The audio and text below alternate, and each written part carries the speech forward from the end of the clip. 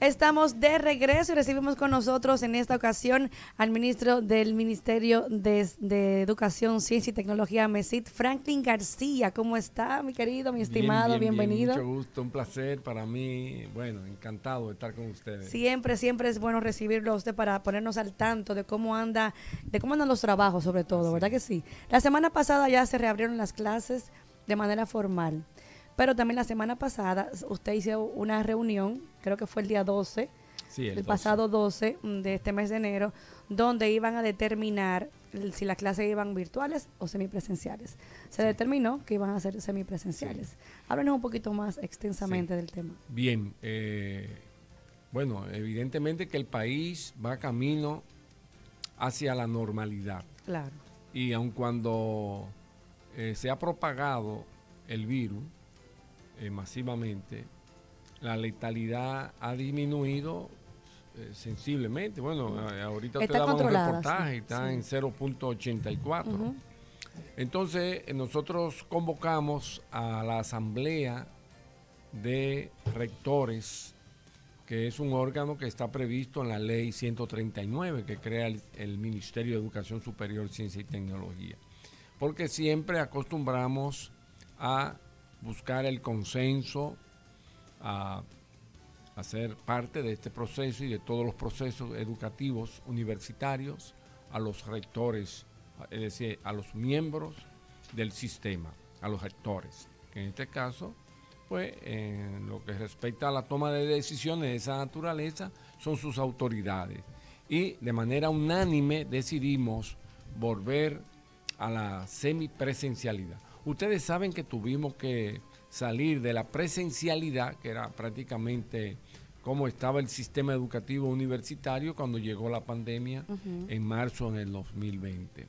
Y tuvimos que pasar a la virtualidad 100%. O sea que absolutamente todas las secciones en las universidades del país era pues virtual. Y a partir de este mes de enero, que está en curso, vamos a entrar a la semipresencialidad. Es decir, las prácticas y la docencia en laboratorio van presencial. Y las teorías, no necesariamente todas, porque hay universidades que la pueden dar presencial, van a la virtualidad, con una condición, que los alumnos y los profesores estén vacunados. Tienen que tener sus las dos dosis. Pero ¿tienen un protocolo ustedes en cuanto a el porcentaje de personas que hayan dentro del aula? Sí, también todo eso está sometido a un protocolo. Es decir, primero, el distanciamiento. Segundo, la mascarilla. Y tercero, la vacuna. Y cualquier otra normativa que haya decidido el Ministerio de Salud y lo que se llama más bien el gabinete de salud, que es la que traza la política en este momento. Entonces, los alumnos saben que deben ir vacunados. El que no está vacunado debe mantenerse en la virtualidad por ahora.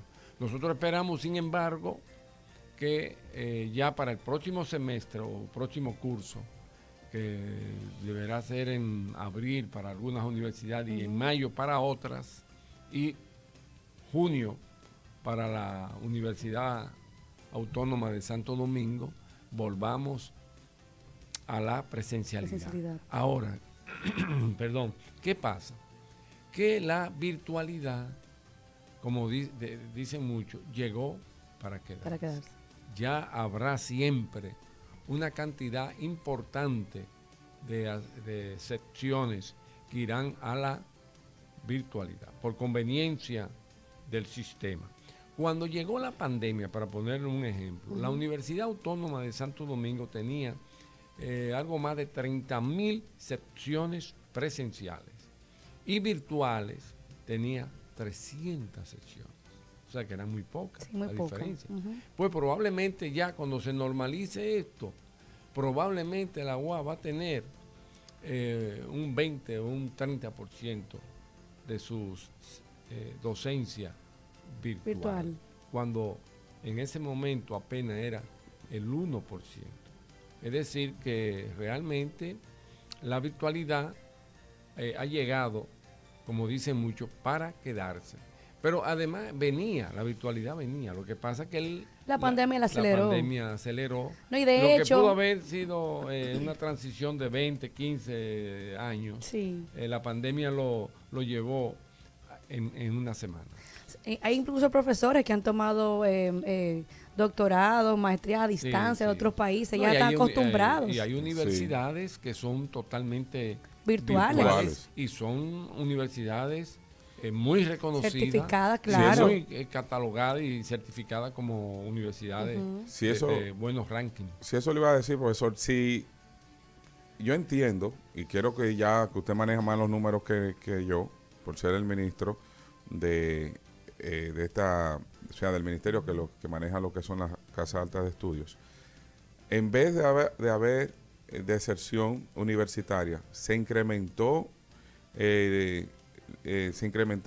más en las clases virtuales o volvieron más personas a tomar clases en la universidad. Bueno, al inicio, ustedes recordarán que evidentemente hubo una alta deserción cuando llegó la pandemia. Sí. Por múltiples razones, pero fundamentalmente razones financieras. Claro. De tipo económica.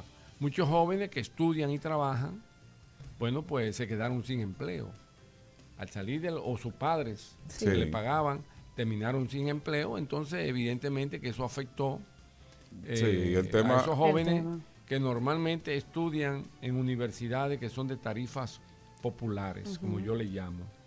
Porque la deserción no afectó tanto a las universidades de tarifa alta, UNIBE, UNFU, Pucamaima, UNAPED, INTEC, básicamente esas 5 universidades, la deserción fue entre un 3 y un 4%. No fue tanto, exacto. Mientras en las demás, incluyendo la UAS, que aun cuando tiene una tarifa simbólica, pero la decepción también aumentó considerablemente y andaba como cerca de un 40% al inicio, ¿verdad? Porque uno para irse al tema de la virtualidad tiene que tener un buen equipo de computador, buen internet, todo ese tipo de cosas. Claro, que hay muchas personas ahí que no está lo que le llaman esa brecha digital, que aquí es muy alta. De ahí entonces que el presidente de la República se preocupara y tomó 2 decisiones importantes en ese momento, en agosto, cuando llegamos.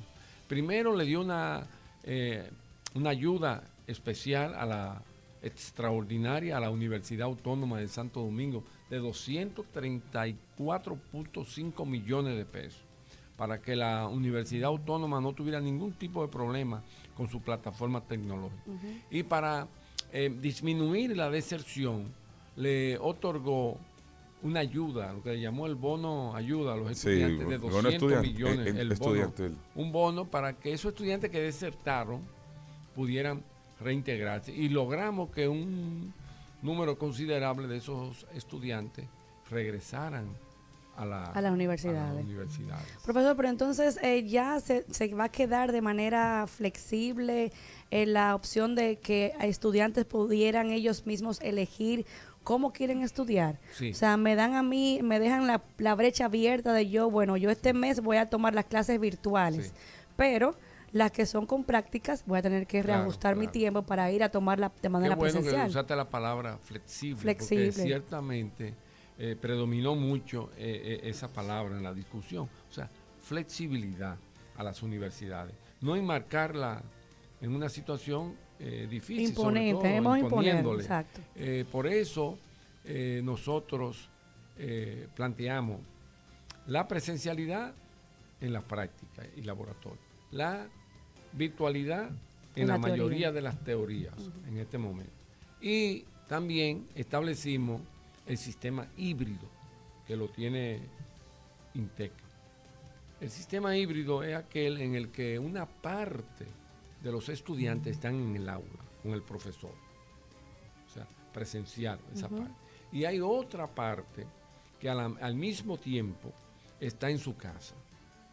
Porque no vamos a llevar, ustedes, bueno, el aula van a ver 80, 50, exacto. 60, 40, en un aula que ya para mantener la distancia, el distanciamiento, pues se requiere que solamente hayan 20, la mitad. Exactamente. Que pueden caber. Bueno, pues el sistema híbrido también las universidades y principalmente INTE lo están aplicando. Es decir, que el profesor está en el aula y al mismo tiempo hay un grupo de profesores en el aula, estudiantes, en el aula, y otro grupo desde su casa. En su casa. De manera lo veo muy bien. De manera virtual. Ojalá todas las universidades pudieran tener esa facilidad. Sí, no todas pueden, pero ya hay una parte importante que han establecido su sistema, y como las universidades han tenido que adaptarse a la virtualidad, muchas que no tenían plataforma tecnológica, ya la han adquirido, y una inversión conveniente, o sea, ¿por qué? Sí, ha sido, bueno, no hay cosa negativa que no tenga su consecuencia positiva, ¿verdad? Muchas universidades también demostraron una fuerte solidaridad entre ellas, colaborando, ayudándose. Hubo universidades que pusieron su plataforma a disposición de otras universidades, y eso pues permitió que en el país no cerrara una sola universidad. Y salvaran los cuatrimestres, claro. Sí, porque... y no se perdió clase, y una sola universidad no cerró. Y en Estados Unidos y otros países del primer mundo hubo universidades que cerraron. Claro. Y aquí no pasó eso. Aquí no pasó, eso se mantuvo de manera, sí. Se debió bueno, como he dicho, la solidaridad entre las universidades, el papel que jugó el Ministerio de Educación Superior, Ciencia y Tecnología, y también la determinación del presidente de apoyarlo. O sea, porque hay gente que piensan que la virtualidad es como un ahorro. No, eso es falso. Mire, en ese momento tan duro, las universidades tuvieron que dejar de cobrar. O sea, que no podían cobrar. O tuvieron que tomar medidas. Bueno, ustedes recuerdan que hasta los bancos frenaron el cobro de los intereses, por lo menos. Por 3 meses creo que fueron. Sí, 3 meses. No quiere decir que no lo iban a cobrar. No, lo cobraron después, lo cobraron de golpe. No debieron cobrarlo de golpe, debieron... Que doliera menos, ¿verdad? Sí, debieron prorratearlo. Exactamente. Y eso fue lo que hizo las universidades. Muchas universidades no podían, o sea, no cobraban durante meses a los estudiantes como una manera de facilitar, o le cobraban el 50%. Porque sabe que no había trabajo ni nada. Que las universidades también pasaron por momentos muy duros en términos financieros, el mundo. en términos económicos, y algunas tuvieron que recurrir a préstamos, y el gobierno, y eso debo decirlo porque yo tuve que jugar un papel muy importante, el presidente de la República inclusive autorizó al Banco de Reservas de la República Dominicana, bueno, vale la promoción, a que le prestara o... ¿Se hicieran préstamos estudiantiles? No, a las universidades. Le prestaran dinero a una tasa muy baja. A una tasa preferencial, vamos a decir, porque los bancos, todo el banco quiere ganar, ¿verdad? Claro. Y ahí tienen su límite, pero se le llevó a la mínima expresión. Y otros que tenían préstamos en otros bancos que le estaban cobrando unas tasas muy altas, unos intereses, entonces esas deudas pasaron al Banco de Reserva con una mayor, una menor tasa de interés. Por eso, yéndonos al tema operacional de lo que es el Ministerio de Educación Superior, Ciencia y Tecnología, vemos que ustedes están trabajando con unas leyes, por ejemplo, la ley 111, que data del 1947, me parece que tiene ya unos 80 años. Y la ley 821, por ejemplo, en el caso que a mí me compete, que es la de organización judicial, que tiene también casi 100 años. Estas leyes han ya prácticamente luego de su existencia. Bueno, la primera es de C4, ¿verdad? Ajá, la primera es la de S4, la 111 del 1947, que es con relación al S4. Eso se va a reformar. Le iba a preguntar. Eso crea, y tú has sido testigo y lo viviste en carne propia, ¿verdad? Que tuviste que dar muchísimas vueltas para que te dieran tu decreto otorgándote el S4 como abogado, ¿verdad? Y bueno, pues el presidente ha establecido que ya eso no va a tener que ir.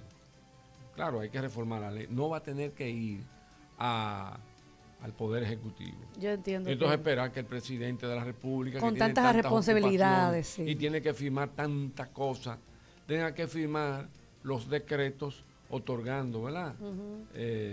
Y entonces las personas desesperadas, esperando para poder trabajar. Después que duran 5, 6 años, 7 años, en el mejor de los casos. Hay algunos que no tienen la posibilidad y se gradúan 10 años después. Y duran más. Hay gente que toman 10 años para graduarse. Exactamente. Wow. Entonces, eso se va a eliminar. Esa burocracia. Eso ya con la autorización. Pero hay carreras. Hay carreras que se han creado luego de esa ley. Sí, claro. Pero eso ya va, por suerte está la voluntad política de eliminar y el entendimiento, ¿verdad? Sí. La parte lógica. O sea que, caramba, ¿cómo usted va?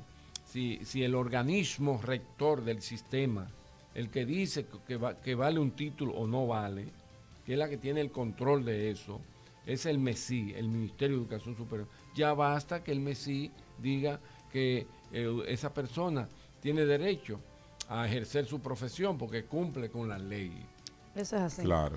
Profesor, entonces el ministerio per se en esta ocasión está pues colaborando y ayudando a aquellas personas que tienen índice bien alto con becas o algo así. Sí, bueno, a partir de, qué bueno que me hace la pregunta, porque a partir del 31 de este mes viene la convocatoria de las becas nacionales. Y en marzo viene la convocatoria de las becas internacionales. Se ha creado el Sistema Nacional de Becas. Desde que el presidente llegó, eso fue una de sus primeras acciones. Hubo un equipo que trabajó ampliamente del MESI y del Palacio para ese sistema. Se aprobó mediante un decreto presidencial y además aquellos jóvenes que no logren una beca, porque ustedes saben que cerca de 80,000 o más de 80,000 jóvenes aspiran a las becas nacionales e internacionales. Pero resulta que son 10,000 becas. Entonces no hay dan 70,000 que no logran tenerlo, ¿verdad? Solo 10,000. Bueno, pero todo es una tómbola. Pero no sin embargo, el gobierno creó lo que se llama como una fiduciaria para prestarle a aquellos jóvenes que quieren ir a prepararse fuera a un interés muy bajo, podrán acceder a estos préstamos para poder estudiar y prepararse fuera el que lo desee. Y le iba a preguntar eso, si no se pudiera hacer aquí, por ejemplo, algún programa que el gobierno subsidie en alianza con las universidades para que estudiantes que no puedan acceder al tema de becas, que no tengan los recursos, puedan acceder por lo menos a un precio preferencial en las universidades locales, poder hacerse de una carrera. ¿Por qué le hago esta pregunta? Recordando que hace unos años la Policía Nacional eliminó lo que fue todo lo que tenía que ver con becas, y la Universidad del Caribe acogió esos miembros de la Policía Nacional que se encontraban en su institución, o sea, en la universidad estudiando, que le habían quitado la beca. La universidad asumió el 50% y le dijo, bueno, le quitaron la beca, nosotros vamos a subir el 50% y ustedes van a pagar solamente el 50% Correcto. de los pagos. Sí, una buena decisión. Mira, el gobierno tiene políticas, bueno, están las becas, son 8,000, hay 6,000 jóvenes que estudian en la Universidad Autónoma de Santo Domingo que reciben una beca de 5,000 pesos mensuales. Sí. Eso es una ayuda. Pero hay 23,744, me sé el número exacto, que están recibiendo una ayuda también a través de la Dirección de Subsidio, que es un órgano que pertenece a la presidencia, que le otorgan 500 pesos todos los meses. Bueno, muy poco. Hemos solicitado al presidente Hay que aumentar eso. Llevarlo a 1,000 pesos. Claro. Pero esos jóvenes son estudiantes humildes de la Universidad Con Autónoma ganas de Santo prepararse, Domingo, sí. con deseo de prepararse. Sí. Ahora le estamos pidiendo al presidente que lo lleve a ¿cómo se 1,000 dice? pesos. A 1,000 pesos. A 1,000 pesos. De 500 a 1,000 pesos. No, Pero hombre. son A 23,000 jóvenes. a 2,000. Sí. Bueno, pero Y cuidado sin más, porque si lo eso no da duplicamos, hoy en día usted yo sabe que sé eso no da el para presidente- nada. El presidente lo va a aceptar. Profesor, de verdad, muchísimas gracias. El tiempo avanza rapidísimo. Me hubiese encantado seguir hablando Claro. con usted porque el tema está muy interesante. Pero vamos a hacer otra entrevista, ¿sí? Sí, como no, con mucho gusto. Pues muchísimas gracias al profesor Franklin García. Usted sabe que es ministro del MESIC. Bueno, muchas gracias. Mi primera materia de introducción al derecho me regaló el libro. Sí, ¿no? Él es sí. parte de... No se regaló, de- pero yo también lo tengo Lo que puede leer. leer porque lo va a entender. también. exactamente. Y bueno, y ya tú te vas a tener que hacer abogada también. como Sí, abogado, sí. ¿no? Yo soy media abogada porque yo ayudé bastante a Jofe. Muchísimas gracias, profesor. Hacemos una brevísima pausa. Retornamos de inmediato.